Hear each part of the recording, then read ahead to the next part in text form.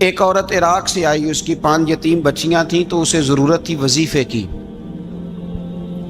اس نے آ کے پوچھا حضرت عمر بن عبدالعزیز کا گھر کہاں؟ تو لوگوں نے فرمایا وہ سامنے جو ٹاٹ اور بوریے کا پردہ لٹک رہا ہے وہ عمر بن عبدالعزیز کا گھر ہے۔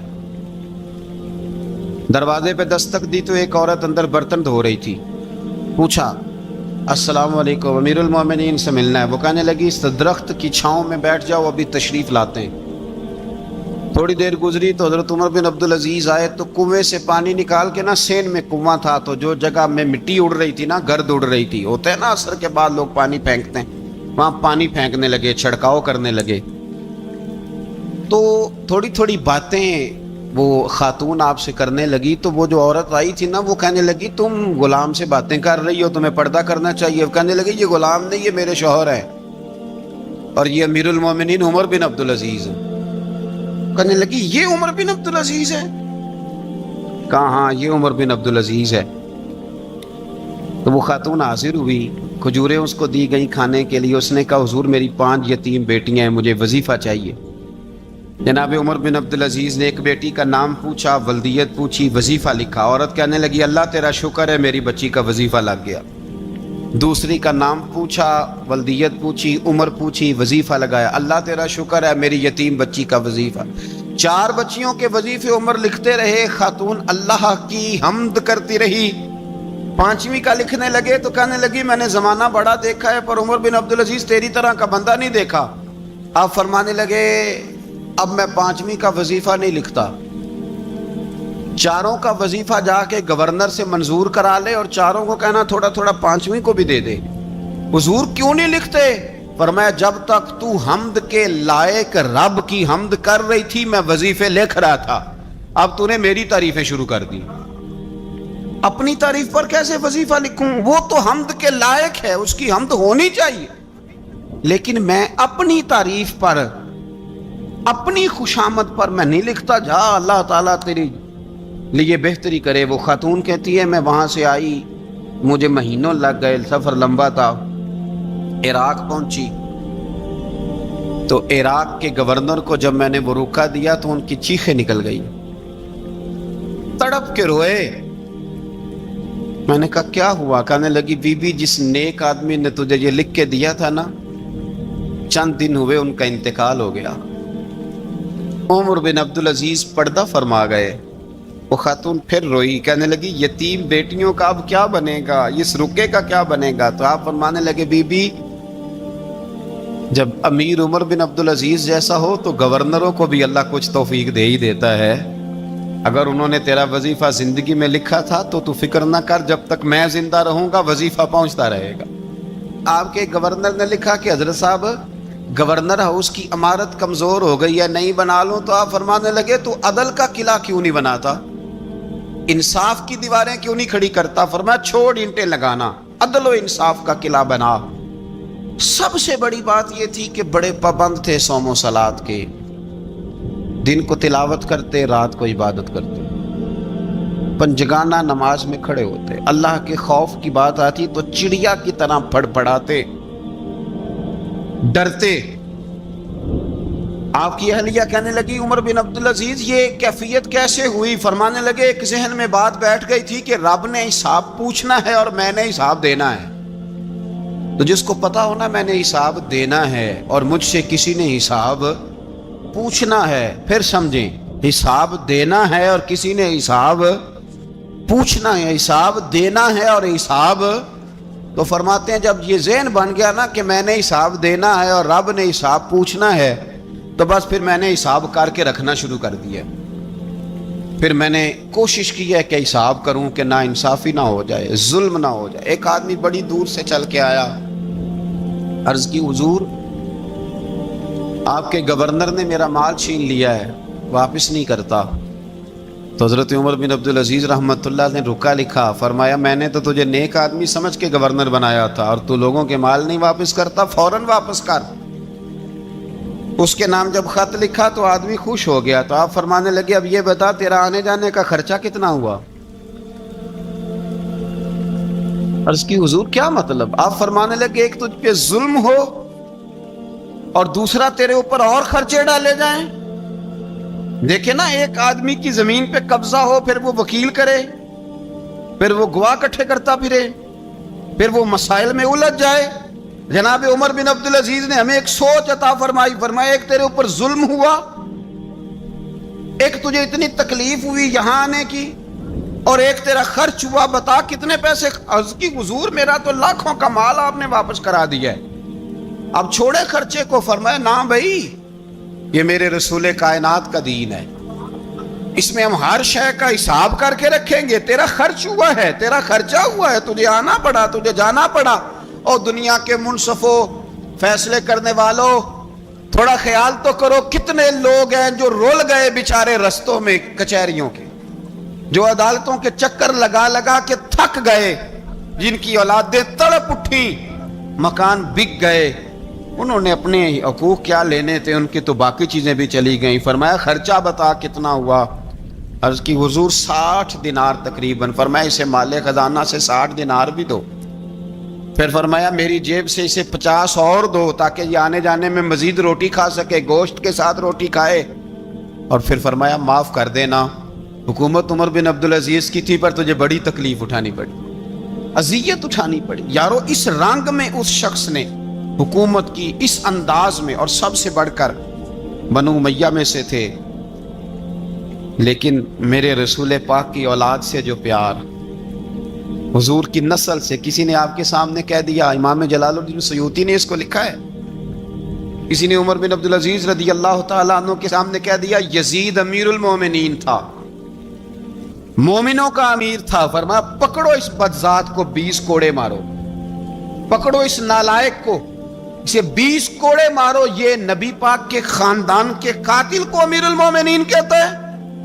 یہ فتویٰ جناب عمر کا۔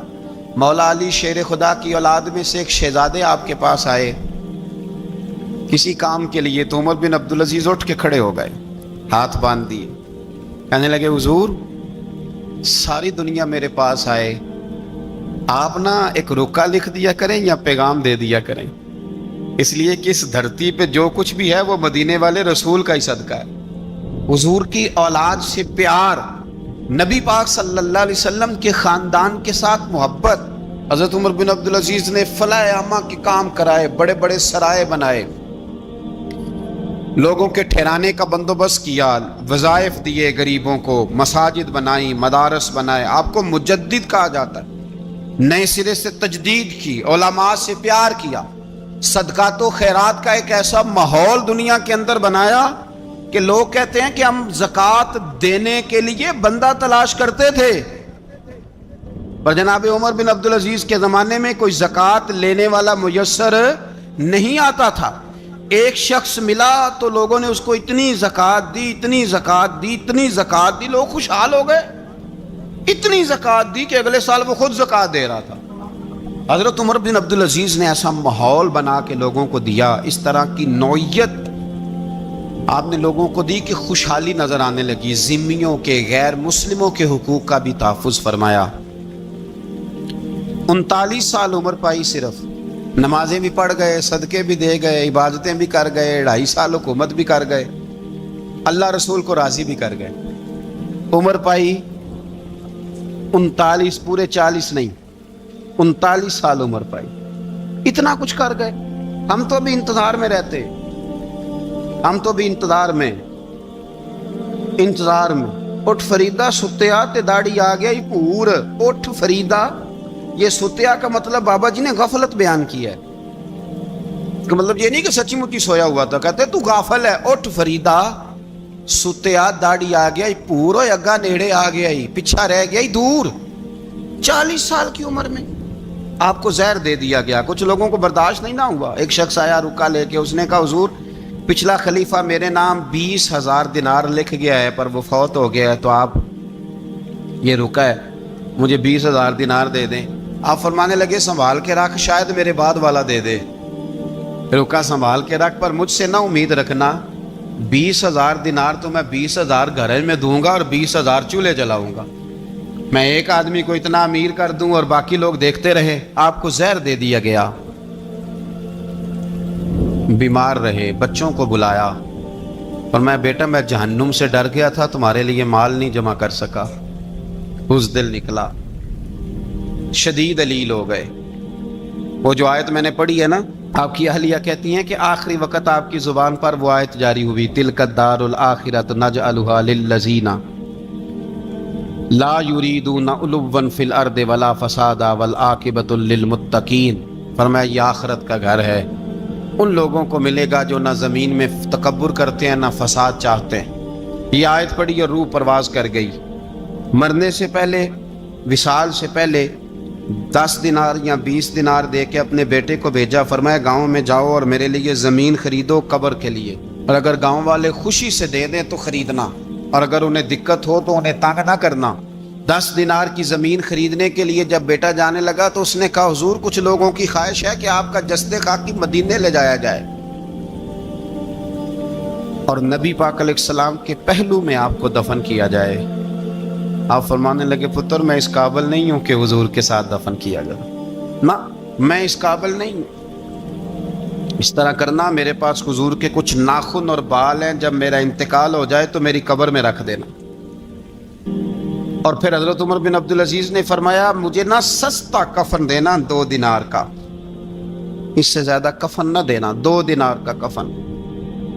حضور آپ کا مال ہے کچھ پڑا ہوا تو اس میں سے اچھا کپڑا خریدا جا سکتا ہے۔ فرمایا نہ بھائی 2 دینار کا کفن خریدنا۔ حضور کیوں؟ فرمایا اس لیے کہ اگر میں نیک ہوا تو اللہ مجھے جنت کا لباس عطا فرما دے گا، اگر میں بد ہوا تو یہ بھی تو پھاٹی جائے گا، چیر دیا جائے گا، قبر توڑ دے گی پسلیاں، لہٰذا مجھے مہنگا کفن نہ دینا، 2 دینار کا۔ آپ کے وصال سے کچھ عرصہ پہلے نا آپ نے ایک قاصد بھیجا، روم کے بادشاہ کے پاس وہ گیا تو وہاں اس نے ایک عجیب منظر دیکھا کہ وہاں ایک حافظ قرآن نابینا آدمی قید ہے، اس کی آنکھیں موجود نہیں ہیں اور وہ چکی چلاتا ہے، آٹا پیستا ہے۔ اس قاصد نے اسے پوچھا تو یہاں کب سے ہے اور یہ تیرے ساتھ معاملہ کیسے ہوا؟ تو وہ کہنے لگا مجھے انہوں نے گرفتار کر لیا، پھر مجھے کہنے لگے عیسائی ہو جا، میں نے انکار کیا تو انہوں نے میری آنکھیں نکال دی۔ اب میں صبح شام یہ تھوڑا سا کام کرتا ہوں، چکی پیستا ہوں تو روٹی دے دیتے ہیں۔ وہ قاصد حضرت عمر بن عبدالعزیز کے پاس آیا اور آ کے کہا حضور ایک اس طرح کا مسلمان روم کے بادشاہ کے پاس قید ہے، ایک مسلمان کی تکلیف۔ حضرت عمر بن عبدالعزیز نے جب سنا تو رو پڑے، اور میں وہ قید ہے اور وہاں قید ہے اور ہم یہاں آرام سے بیٹھے ہیں۔ فوراً رکا لکھا، قاصد سے کہنے لگے واپس جا، روم کے بادشاہ کو جا کے کہہ کہ اس نابینا قیدی کو فوراً آزاد کرے، ورنہ میں ایک ایسا لشکر بھیجوں گا کہ اتنا بڑا لشکر بھیجوں گا کہ اس کا پہلا آدمی تیرے پاس ہوگا اور آخری میرے پاس ہوگا، اور تجھے پھر وہ بندہ چھوڑنا پڑے گا، تو ابھی چھوڑ دے، میں تجھے پیغام دے رہا ہوں۔ وہ قاصد کہتا ہے جب میں رکا لے کے پہنچا، ظاہر ہے بڑا لمبا سفر ہوتا تھا، آنے جانے میں مہینوں بھی لگ جاتے تھے۔ کہتے میں نے رکا دیا تو اس نے پڑھا، کہنے لگا میری طرف دیکھ کے رکا میں نے پڑھ لیا ہے، علماء کو جانتے ہیں، تاجر تاجروں کو جانتے ہیں، تو بادشاہ بھی بادشاہوں کو جانتے ہیں، اور میں تم مسلمان ہو میں نہیں ہوں، پر اتنی تم اس درویش کی قدر کرتے ہو میں تم سب سے بڑھ کر قدر کرتا ہوں۔ میں اس بندے کو لشکر لے کے آنے کی تکلیف نہیں دوں گا، میں ویسے ہی قیدی آزاد کرنے لگا، تم لے جاؤ۔ کہتے ہیں مجھے چند دن وہاں رہنا پڑا، کچھ لوازمات تھے جن کے لیے رکنا پڑا۔ ایک دن میں شاہ روم کے دربار میں گیا تو وہ تخت سے نیچے اتر کے رو رہا تھا، اور اس کی ہچکی بندھی تھی اور اس کے سینے سے آواز نکل رہی تھی۔ میں نے پوچھا لوگوں سے کیا ہوا، کہنے لگے خود ہی پوچھ لو۔ میں نے جا کے کہا بادشاہ کیا ہوا، کیوں رو رہے ہو؟ تو کہنے لگا آج دھرتی کا حسن اٹھ گیا ہے، آج سنگار ختم ہو گیا، آج دھرتی کا حسن اٹھ گیا۔ میں نے کہا کیا ہوا؟ کہنے لگے عمر بن عبدالعزیز انتقال کر گئے، تمہارا امیر چلا گیا۔ تو میرے دل میں خیال آیا، میں نے آہ بھری، میں نے کہا پھر ہمارے لیے کیا حکم ہے؟ تو فرمانے لگے وہ چلتا پھرتا راہب تھا، لوگوں کے پاس کچھ نہیں ہوتا تو وہ فقیر ہوتے ہیں، پر اس کے قدموں میں تو خزانے تھے، پر وہ پھر بھی فقیر تھا۔ فرمایا اس کا حکم اگر میں زندگی میں مانتا تھا تو مرنے کے بعد بھی بات مانی جائے گی، تمہارا قیدی بھی تمہیں واپس کیا جائے گا اور عمر بن عبدالعزیز کی بات بھی سنی جائے گی۔ کسی نے حضرت عبداللہ بن مبارک سے کہا آپ بڑے زاہد ہیں، آپ نے دنیا چھوڑ دی۔ فرمایا میں تو عالم فاضل ہو کے زاہد ہوں، زاہد تو اصل میں عمر بن عبدالعزیز تھے جو بادشاہ ہو کے زاہد تھے۔ مالک بن دینار بھی کہتے تھے وہ بادشاہ ہو کے زاہد ہیں۔ ان کا انتقال ہوا تو خواجہ حسن بصری فرمانے لگے آج دنیا سے بہترین آدمی چلا گیا۔ حضرت سیدنا امام احمد بن حنبل فرمایا کرتے تھے جو عمر بن عبدالعزیز کا ذکر کرے رب تو اس پر بھی رحمت نازل فرمائے گا۔ ارے یہ تو وہ شخص ہے کہ جب تک موجود تھا تو حسن موجود تھا، اور آج بھی ان کا ذکر کریں تو اللہ دلوں میں نور پیدا کر دیتا ہے۔ حضرت عمر بن عبدالعزیز رحمت اللہ علیہ تو وہ نیک آدمی تھے کہ ایک شخص آپ سے گفتگو کر رہا تھا، سرکاری بات چیت ہو رہی تھی تو چراغ بھی سرکاری جل رہا تھا۔ اس نے پوچھا حضور چلے سرکاری بات تو ختم ہوئی، طبیعت کیسی، حال کیا؟ فرمایا ٹھہر جو، ایک چراغ بند کر کے دوسرا جلا لیا۔ اس نے کہا حضور یہ کیا؟ آپ فرمانے لگے وہ سرکاری چراغ تھا، یہ میرا ذاتی ہے۔ جس شخص نے اتنی باریک بینی کے ساتھ تقوی اختیار کیا ہو، نبی پاک سے اتنی محبت کی ہو، دعا کرتے ہیں اللہ ان پہ کروڑوں رحمتیں فرمائے، اللہ ان پہ بے حساب برکتوں کا نزول فرمائے۔ دو باتیں حضرت عمر بن عبدالعزیز کی زندگی میں ہمیشہ غالب رہی، ایک تو دنیا ہونے کے باوجود دنیا سے دل نہیں لگا، یہ دو باتیں آپ نے یاد رکھنی۔ دل نہیں لگایا دنیا سے، مال تھا، دولت تھی، پر وہ اس چکر میں نہیں پڑے کہ یہ مہنگا جوڑا میرے گھر کیوں نہیں، یہ اعلیٰ کار کیوں نہیں، اب یہ والا میں نے گھر، ایک اینٹ پر دوسری اینٹ نہیں رکھی ساری زندگی، چونکہ وہ سمجھتے تھے زندگی مختصر ہے تو 40 سال کی زندگی میں ہی کمال کر گئے۔ اور دوسرا حضرت عمر بن عبدالعزیز نے ہر وقت ایک چیز اپنے ذہن میں رکھی کہ مجھے اللہ کے سامنے کھڑے ہونا۔ اللہ تبارک و تعالیٰ نے پھر ایک خوبصورت انسان بنو امیہ کی حکومت تھی، اسی میں سے ایک خوبصورت دھلا ہوا، سجا ہوا، سمرا ہوا، خوشبو والا، میٹھا بھی، ٹھنڈا بھی، پیارا بھی، نیک بھی، متقی بھی، اصول والا بھی، رسول اللہ علیہ السلام کا غلام حضرت عمر بن عبدالعزیز۔ اللہ تعالیٰ نے یہ مرد مجاہد پیدا فرمایا۔ آپ مدینہ شریف میں پیدا ہوئے، آپ کے جو والد گرامی تھے وہ مصر میں گورنر تھے۔ حضرت عمر بن عبدالعزیز رحمت اللہ تعالیٰ علیہ کی جو والدہ ہیں وہ حضرت عمر فاروق کی پوتی ہیں، تو آپ کی رگوں میں فاروقی خون بھی تھا۔ حضرت عمر بن عبدالعزیز رحمت اللہ تعالیٰ علیہ کہ والد گرامی نے آپ کو مدینے میں پڑھنے کے لیے چھوڑا۔ حضرت صالح بن کیسان ایک عالم اور محدث تھے، ان کے پاس آپ نے تعلیم پائی، اور جناب عمر بن عبدالعزیز رحمت اللہ تعالیٰ علیہ کے والد اگرچہ مصر میں تھے لیکن آپ کو مدینہ میں رکھا، آپ نے مکمل تعلیم حاصل کی، علم حاصل کیا، چھوٹی سی عمر میں قرآن پاک کے حافظ بھی ہو گئے۔ پھر جب بڑے ہوئے تو اللہ نے یہ موقع دیا، چونکہ خاندان کی حکومت تھی تو آپ مدینہ شریف کے گورنر بنے، اور مدینہ منورہ کے ساتھ ساتھ آپ کو طائف کی حکومت بھی ملی، مکہ مکرمہ کی حکومت بھی ملی۔ پھر بعض جگہ پہ تو یہ ہے کہ آپ نے خود کسی وجہ سے استعفیٰ دیا، اور بعض جگہ یہ ہے کہ سازش کر کے آپ کو معزول کیا گیا۔ لیکن حضرت عمر بن عبدالعزیز نیک بڑے تھے، پرہیزگار بڑے تھے، پر خوش لباس بھی بڑے تھے۔ خادم کو جب بھیجتے تھے نا بازار تو کہتے تھے جو سب سے مہنگا جوڑا ہو وہ خرید کے لانا، خوشبو بہترین استعمال کرتے تھے۔ جب گزرتے تھے تو لوگوں کو پتہ چلتا تھا کہ کوئی عام نہیں گزرا، عمر بن عبدالعزیز گزرے۔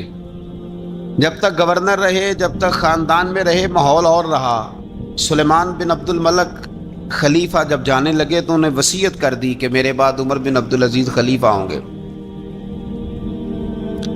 یہاں تو لوگوں کو عہدہ ملے تو لوگوں کی کیفیت بدل جاتی ہے نا، لیکن جب حضرت عمر بن عبدالعزیز کا اعلان ہوا تو رونے لگے، ایک کونے میں بیٹھ کے رونے لگے، فرمانے لگے مجھے امید نہیں تھی کہ وہ اتنا بڑا بوجھ میرے کندھوں پہ ڈال کے چلا جائے گا، اتنے سارے لوگوں کا بوجھ، اتنے سارے لوگوں کی آزمائش۔ خیر چونکہ وصیت تھی، آپ کی بیعت لی گئی، بیعت لینے کے بعد آپ منبر پہ چڑھے تو فرمایا لوگوں میں تمہیں آزاد کرتا ہوں، اگر تم میرے علاوہ کسی کو حکمران بنانا چاہو تو مجھے کوئی اعتراض نہیں ہے. لوگوں نے کہا نہیں آپ ہی ہمارے حکمران ہوں گے. حضرت عمر بن عبدالعزیز دنیا اسلام کے اندر ایسی مثال ہیں، اچھی طرح سمجھ لیں کہ جب حالات اب نہیں اب تر ہو گئے تھے، بد نہیں بدترین ہو گئے تھے، اور بڑے بڑے لوگوں نے عجیب ماحول گھڑ لیے تھے، اس ماحول میں آئے. لمبی نہیں، 2.5 سال حکومت کی صرف، لیکن لوگوں کو حضرت صدیق اکبر کی یاد آنے لگی، لوگوں کو سیدنا فاروق اعظم کیا. آپ کی جو بیوی تھی وہ بھی بادشاہ کی بیٹی تھی، بادشاہ کی بیوی بھی بن گئی. پہلے دن اپنی بیوی سے کہا کہ اب ہم بن گئے ہیں امیر، اب ہمارے ذمے بہت ساری ذمہ داریاں ہیں، اب حالات اس طرح کے نہیں ہوں گے جس طرح کے پہلے ہوا کرتے تھے، اب تمہیں میرا ساتھ دینا ہے، اپنا سارا زیور دو، میں بیت المال میں جمع کرانا چاہتا ہوں. یہ بڑا مشکل کام ہوتا ہے کسی خاتون کے لیے. سارا مال وہاں جمع کرا دیا. پہلے دن ہی سارے کپڑے سپڑے حضرت عمر نے اپنے خیرات کر دیے، سادہ لباس پہن لیا، اور بڑی تھوڑی غذا گھر میں آتی تھی، بیت المال سے تھوڑا سا وظیفہ، جائیدادیں ساری دے دی اللہ کے رستے میں، غریبوں میں بانٹ دی.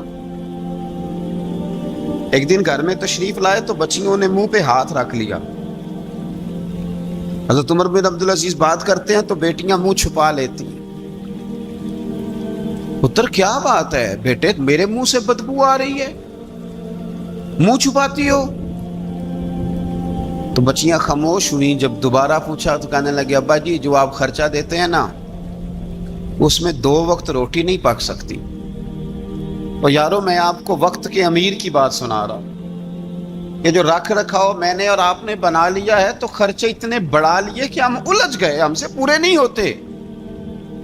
لیکن جنہوں نے اولادوں کو سادہ رکھا، حالات قابو میں رکھنے میں کامیاب ہوئے، بچ گئے.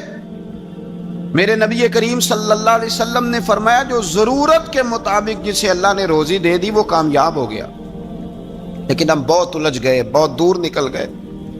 بیٹیوں نے منہ میں ہاتھ رکھا. پتر کیا بات ہے ابا جی، اتنے پیسے آپ لاتے ہیں 2 وقت کی روٹی نہیں پک سکتی، تو ہم نے پیاز سے روٹی کھائی ہے، منہ سے بدبو آ رہی ہے،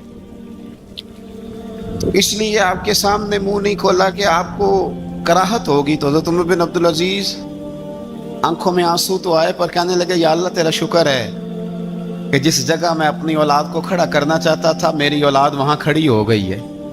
یہ پیاز سے روٹی کھا کے بھی شکر ادا کرتی، پیاز سے روٹی کھا کے بھی. آپ یقین کریں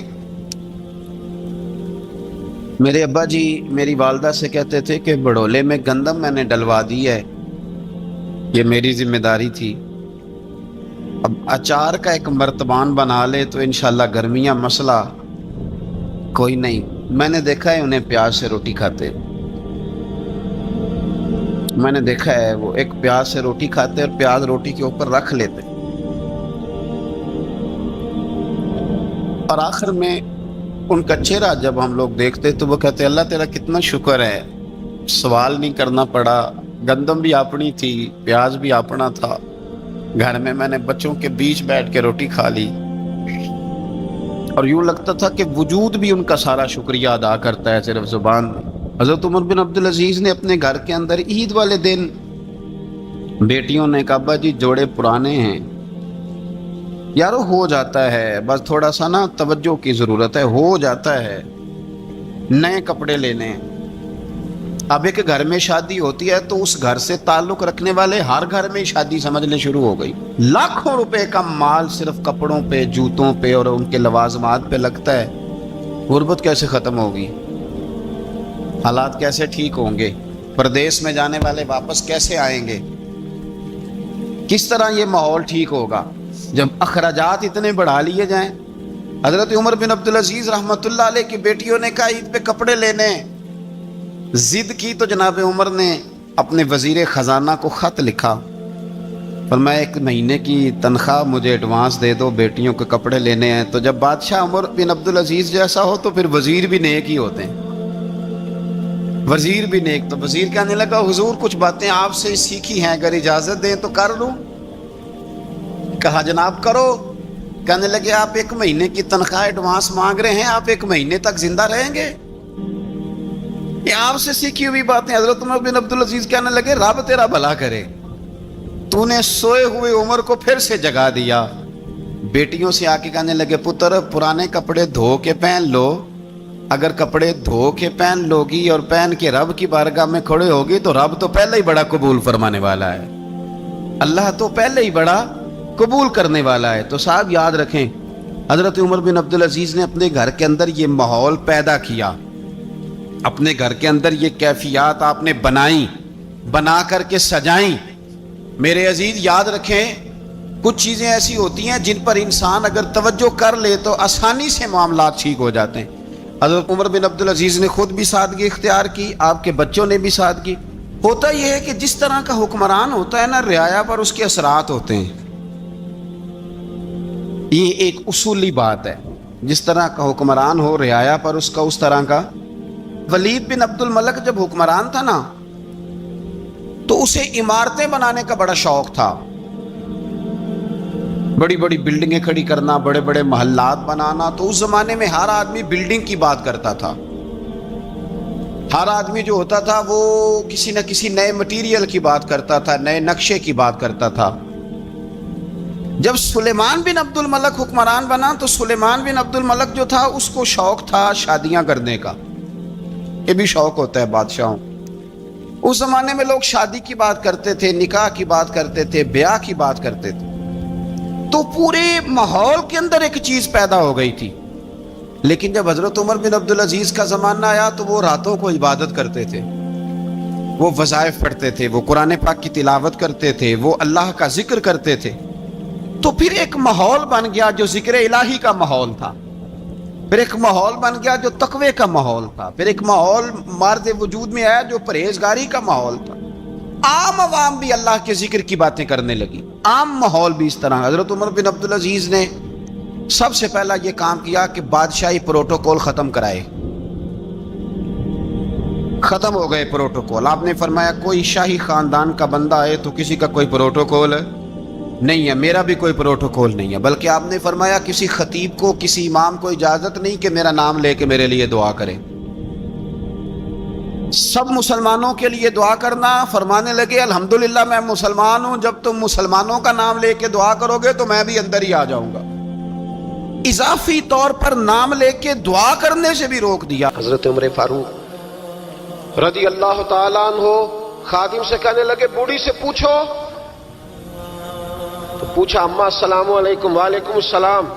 اماں کیا بات ہے؟ تو اماں کہنے لگی جاؤ دوڑو، تمہیں کیوں بتاؤں، دیہات کی سیدھی سادی بی بی، جاؤ بھاگ جاؤ. کہا نہیں اماں مہربانی کرو اندر تو آنے دو.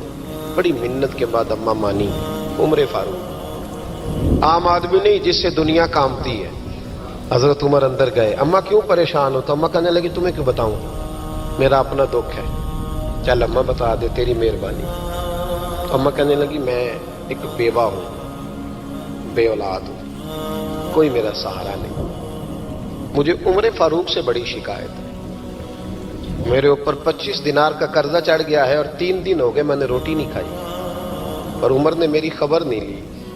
حضرت عمر کو پتہ چل گیا لوارث ہے، اس کا کوئی 2 4 10 ہزار ووٹ کوئی نہیں. ایک کو میکے سے 6 مربے نہیں لے کے آئی، ایک اکیلی تنے تنہا. اور بھائی جب اللہ کا خوف ہوتا ہے تو پھر انسان ان غریبوں کو بھی مناتا ہے. پھر ریڑھی والے کی بھی اہمیت بڑھ جاتی ہے، پھر رکشے والے کی قدر بھی بڑھ جاتی ہے. حضرت عمر فاروق رضی اللہ تعالیٰ عنہ کہنے لگے اماں عمر سے شکوہ ہے؟ کہاں؟ جناب عمر کہتے ہیں میں نے ایک جملہ کہا تو اماں نے تو مجھے لاجواب کر دیا. میں نے کہا اماں عمر کو کیا پتا کہ تو بھوکی ہے اور مقروض ہے، اسے کیا خبر؟ تو اماں کہنے لگی کیا کہا تم نے؟ عمر کو خبر نہیں، اسے پتا نہیں؟ تو عمر سے کہو نا چھوڑ دے حکومت، اس کے حوالے کرے جو خبر رکھ سکتا ہے. کیوں بیٹھا ہے پھر؟ ہمارے حکمران کہتے ہیں ابھی میں صدمے میں ہوں، نکلوں گا تو بات کروں گا. نہ ادھر ادھر کی تو بات کر، یہ بتا کہ قافلہ کیوں لٹا. مجھے رہزنوں سے غرض نہیں، تیری رہبری کا سوال ہے. ہاں تجھے جواب دینا پڑے گا. حضرت سیدنا عمر فاروق رضی اللہ تعالیٰ عنہ سے اماں کہنے لگی نہیں خبر رکھ سکتا تو حکومت کیوں کرتا ہے, چھوڑتا کیوں نہیں؟ تو حضرت عمر کہتے ہیں میں کانپنے لگا, دوڑے گئے جناب عمر. میں نے کہا اس اماں کا 6000 ووٹ نہیں کہ اس کی قدر کی جائے, یہ اماں کوئی بہت آکسفورڈ یونیورسٹی کی ڈگری ہولڈر نہیں کہ اس کی بات مانی جائے, کہ لاوارث اور بیوہ بی بی. عمر دوڑے گئے, گھر سے اناج کا تھیلا کندھے پہ رکھا, 25 دینار بھی لیے, پکا پکایا کھانا بھی لیا. خادم کہنے لگا حضور مجھے دے دے میں اٹھا لیتا ہوں. تو حضرت عمر فرمانے لگے چل وعدہ کر قیامت کے دن بھی میرا بوجھ اٹھائے گا. کہنے لگا جی نہیں وہاں نہیں اٹھا سکتا. فرمایا پھر آج بھی نہ اٹھا, مجھے ہی اٹھانے دے, یہ میرا بوجھ ہے تو مجھے ہی. اماں کے سامنے 25 دینار بھی رکھے. پھر اماں کو حضرت فاروق اعظم نے 2 مہینے کا راشن بھی دیا, پھر پکا پکایا کھانا بھی دیا. معمولی آدمی کی بات نہیں کر رہا, 24 لاکھ مربع میل کا حکمران. حضرت عمر مدینے میں بیٹھ کے کبھی للکار دیں تو کیسر و کسرا کی ٹانگیں کانپیں. جناب عمر فاروق رضی اللہ کھانا کھلا کے, اماں چارپائی پہ تھی تو عمر نیچے بیٹھ گئے. کہنے لگے اماں چل عمر کو معاف کر دے, چل چل جانے دے, کوئی عرض نہیں, بیچارے کو پتہ نہیں چلا. تو اماں کہنے لگی تو نے پھر عمر کا ذکر چھیڑ دیا. بیٹے میرے گھاؤ بڑے گہرے ہیں, میرے زخم بڑے سخت ہیں, کلیجہ پھٹے تو تجھے دکھاؤں کتنی تکلیف میں ہوں. میں تو پکا ہوا پھل ہوں, کسی وقت بھی دنیا سے چلی جاؤں گی. میں نے عمر کو معاف نہیں کرنا. جب میں قبر میں جاؤں گی نا, نبی کریم علیہ السلام آئیں گے تو میں عمر کی شکایت کروں گی. میں کہوں گی حضور اس سے پوچھئے یا رسول اللہ بیوہ اور بوڑھی کا خیال ہی نہیں کیا. تو آپ کے غلام کہتے ہیں میں نے عمر کو کبھی اتنا روتے نہیں دیکھا جتنا آج روئے. کہنے لگے اماں عمر کو میں جانتا ہوں وہ کمزور ہے, یہ شکایت نہ لگانا, وہ کمزور ہے, مقابلہ نہیں کر سکے گا, یہ شکایت نہ لگانا, چل معاف کر دے. تو اماں کہنے لگی اچھا تو مجھے کچھ اچھا لگتا ہے, جا تیری خاطر عمر کو معاف کیا, تو پیارا لگا ہے, جا معاف کیا, تیری خاطر معاف کیا, تیری خاطر عمر کو معاف کیا. حضرت عمر فاروق کہنے لگے مجھے لکھ کے دو. کون اتنے جتن کرتا ہے, کون؟ کسی سے کہنا جا اپنی اماں کو منا لے, تو کہتے ہیں نہیں میری غلطی کوئی نہیں تو مناؤں کس بات پہ, ہمیں تو 20 دلیلیں آتی ہیں. جا ابا کے پیر پکڑ لے. پتہ ہے نبی پاک علیہ السلام نے فرمایا جس کا باپ راضی ہوگا اسی کا اللہ راضی ہوگا, اور جس کا باپ ناراض ہوگا وہ سارا دن وظیفے پڑھے, اس کا اللہ راضی. یہ ابو داؤد شریف کی حدیث ہے. نہ جی بڑی مہربانی پیسے نہ لائیے گا. اب بات سنیں, وہ بھی میں سمیٹنے کی طرف آ رہا ہوں, ختم کر رہا ہوں, آپ میری بات پہ توجہ رکھیں. عزیز بھائی, نبی کریم صلی اللہ تعالی علیہ وسلم نے جو اپنے غلاموں کی تربیت کی تو حضرت عمر فاروق کہنے لگے لکھ کے دو, لکھ دو. تو اماں کہنے لگی آپ لکھیں میں سائن کر دیتی ہوں, آپ لکھ دیں میں سائن کرتی ہوں. حضرت عمر نے لکھا فلاں بنت فلاں کو عمر سے شکایت تھی. پھر انہوں نے عمر کو معاف کر دیا. اماں سائن کرنے ہی لگی تھی کہ مولا علی شیر خدا آ گئے, حضرت عبداللہ ابن مسعود آ گئے. اوہو عمر یہاں بیٹھے ہوئے ہو, میں سارے مدینے میں تلاش کر رہا تھا, یہاں بیٹھے ہو, وہ کچھ لوگ ملنے آئے, نکلو. اماں نے سنا کہ یہ عمر تھے تو اماں اٹھ کے کھڑی ہو گئی. آئے ہائے عمر تھے, آپ عمر تھے. تو جناب عمر کہنے لگے اماں تو نے جو کہا ٹھیک کہا, لیکن اپنے وعدے پہ قائم رہا, یہ ذرا سائن کر دے. اماں نے سائن کیے. تو حضرت عمر فاروق فرمانے لگے علی آ گئے ہو تو بطور گواہ تم بھی دستخط کر دو. عبداللہ ابن مسعود تم بھی بطور گواہ جب سائن ہوئے تو جناب عمر نے رکا لپیٹا اور مولا علی شیر خدا سے فرمانے لگے علی یہ رکھ لو, مجھے لگتا ہے میں تم سے پہلے دنیا سے جاؤں گا, اور جب میں پردہ کر جاؤں نا تو یہ رکا میرے کفن میں رکھ دینا. اگر حضور علیہ السلام نے پوچھا نا میری امت کے ساتھ کیا سلوک کر کے آئے ہو, تو رکا نکال کے کہوں گا یا رسول اللہ ایک بوڑھی ناراض تھی, میں اسے بھی راضی کر کے آیا.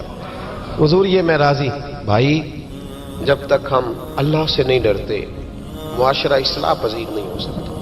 حضرت عمر فاروق رضی اللہ تعالیٰ عنہ نا باہر والوں کا بھی بڑا سخت حساب کرتے تھے. بڑا ایک گورنر صاحب نے لباس بڑا شاندار پہننا شروع کر دیا تھا, تو حضرت عمر نے اتروا کے نا تو انہیں ٹاٹ کا لباس پہنا کے تو اونٹ چرانے کی ڈیوٹی دے دی تھی. اتنا سخت احتساب کرتے.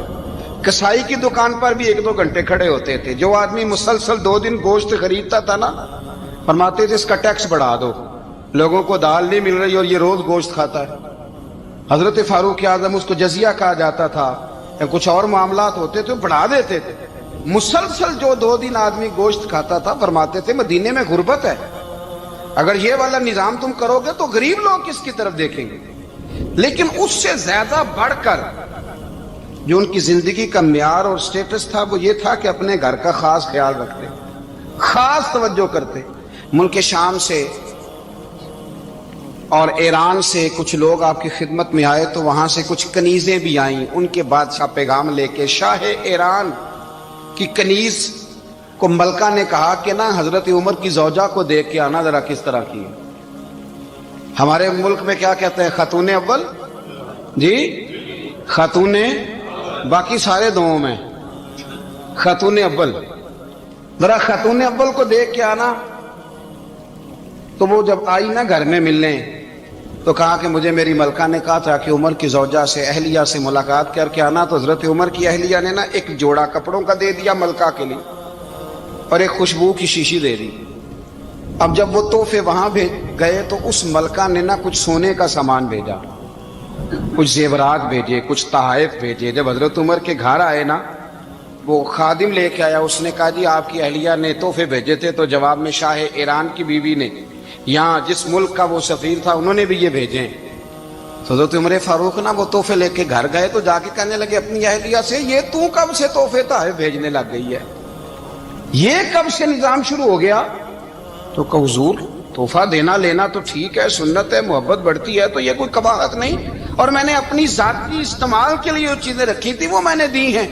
تو حضرت عمر فاروق رضی اللہ تعالیٰ عنہ فرمانے لگے ہم نے کسی ملک کے ساتھ اور اس کے بادشاہ کے ساتھ ذاتی تعلق نہیں بنانا، تعلق جو بھی بنے گا رسول اللہ کے دین کی برکت سے بنے گا، ذاتی رشتے نہیں ہم نے قائم کرنے۔ ذاتی آپ کے ملک کی جو ایئر لائن جس کا ہر سال خسارے کا ڈنڈورا پیٹا جاتا ہے نا، وہ ہمارے بادشاہ صاحب اور صدر صاحب اگر غیر ملکیوں کو گھوڑا کبھی بھیجنا ہو نا، گھوڑا، تو پورا ایک جہاز گھوڑا لے کے تحفے میں جاتا ہے، پورا جہاز غریب قوم کا یہ سرمایہ۔ اور قوم بڑی بادشاہ ہے، لائنوں میں لا کے ووٹ دیتی ہے۔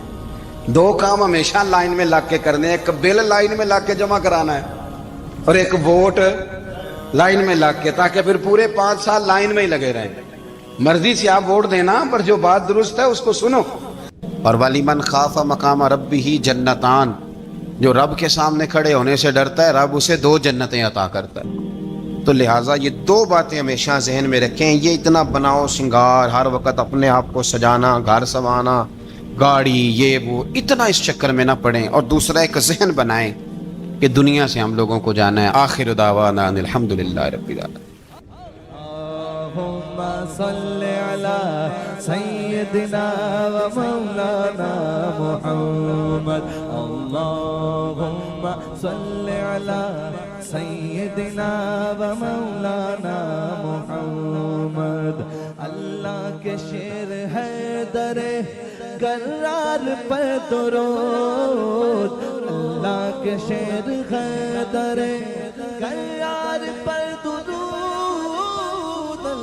کے شیر غدر کرار پر درود، حضرت حسن حسین کے کردار پر درود۔ اللہم صلی علی سیدنا و مولانا محمد وعلی سیدنا علی و سیدتنا فاطمہ و سیدتنا زینب و سیدنا حسن و سیدنا حسین وعلی آلہ و صحبہ و بارک وسلم۔ زینب کی بارگاہ میں، زینب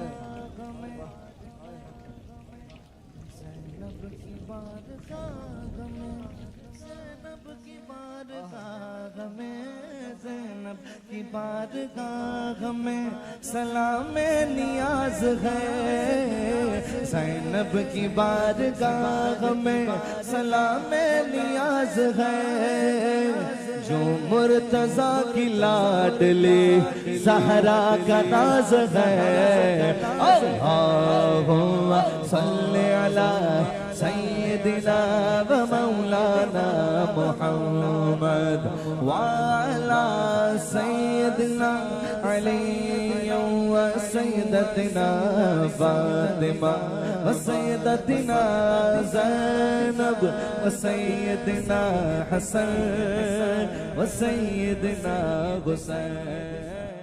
ایسا بادشاہ حسین ہے میرا حسین ہے، ایسا بادشاہ حسین ہے. یہ بات کس قدر حسین جو کہہ گئے معین الدین، دین کی پناہ حسین ہے میرا حسین ہے، ایسا بادشاہ حسین ہے.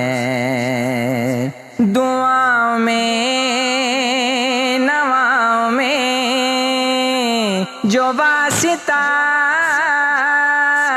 اسے بنائے گا، بہشت کی جو راہ کا ہے راستہ اسے بنائے گا. نہ راستے میں موڑ ہے،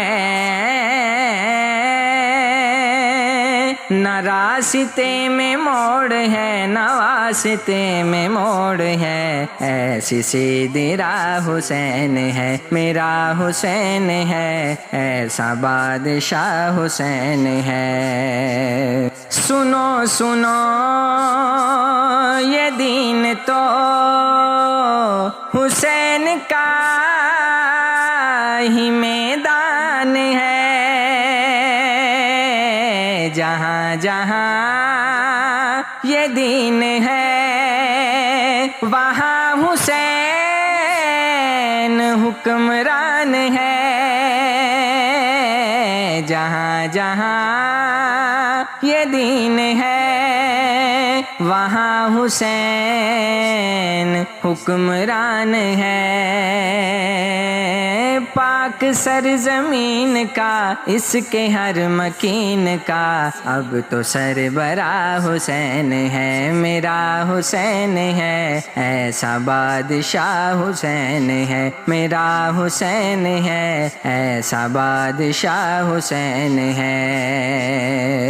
کرے کوئی جو ہم سری کسی کی کیا مجال ہے.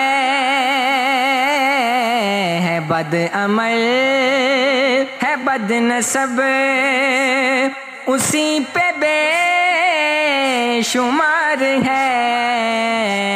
بد عمل ہے بد نسب اسی پہ بے شمار ہے. ارے او دشمن ازل، ارے او دشمن ازل تمہر ذرا قبر میں چل، پتا چلے گا کیا حسین ہے میرا حسین ہے، ایسا بادشاہ حسین ہے، ایسا بادشاہ حسین ہے. دین کی پناہ حسین ہے میرا حسین ہے، ایسا بادشاہ حسین ہے. یہ بات کس قدر حسین جو کہہ گئے معین الدین، دین کی پناہ حسین ہے میرا حسین ہے، ایسا بادشاہ حسین ہے میرا حسین ہے، ایسا بادشاہ حسین ہے.